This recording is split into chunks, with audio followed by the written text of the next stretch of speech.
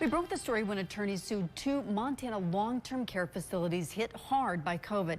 State health officials report at least a dozen residents died at both Whitefish and Continental Care and Rehabilitation. Now, new information. NBC Montana's Mackenzie Quinn is working for you, uncovering a paper trail that shows just how much these corporate owners got to protect residents from COVID-19. CARES Act funding taken from your tax dollars and given to Medicare and Medicaid certified facilities. That's not unusual. $2.4 million purely for COVID relief. But we wanted to know why when we read federal and state inspection reports indicating a pattern of problems at two Montana long-term care facilities.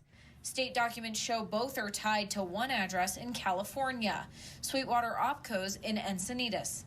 Now those corporate owners are being sued by families of the deceased. Based on our early investigation, that money wasn't used to hire people, hire more people, give overtime. Quite to the contrary, these entities were understaffed and underfunded. And so really it begs the question, where did our tax dollars go? State records we found show Sweetwater runs 4 centers in Montana. We checked California records to find a breakdown of CARES funding. Continental in Butte, $430,000. Pioneer in Dillon, $315,000.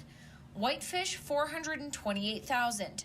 And Park Place in Great Falls, over $678,000. The feds say business entities are required to submit reports describing how they plan to use our tax dollars. We asked the feds for Sweetwater's submitted reports. We're still waiting. Centers for Medicare and Medicaid told us they only do inspections to make sure facilities meet federal standards. But after inspection reports from Continental and Whitefish Care and Rehab show a concerning pattern from abuse to neglect, we wondered why the feds can't make the decision to terminate contract with the facility. You can read these reports for yourself in my online article. When asked, CMS declined to comment on the suit. And if state comes in, you hear about it. This anonymous source tells us they work for one of the facilities. We were cited for the roof issues and the soffit and the fascia, and they fixed it, but it wasn't a good fix, and it's already starting to dilapidate again, just in a matter of months. So it was a Band-Aid to get state to back off.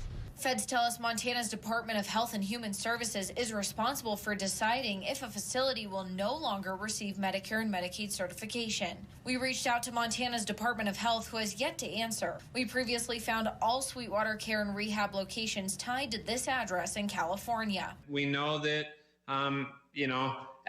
at kind of the top of the food chain is there's some owners with really nice houses and really nice pools in California and other places outside of Montana, and which leads to kind of the obvious question is, was this money, including our federal tax dollars, being spent to clean somebody's pool in California instead of provide a veteran with the care that they need in a facility?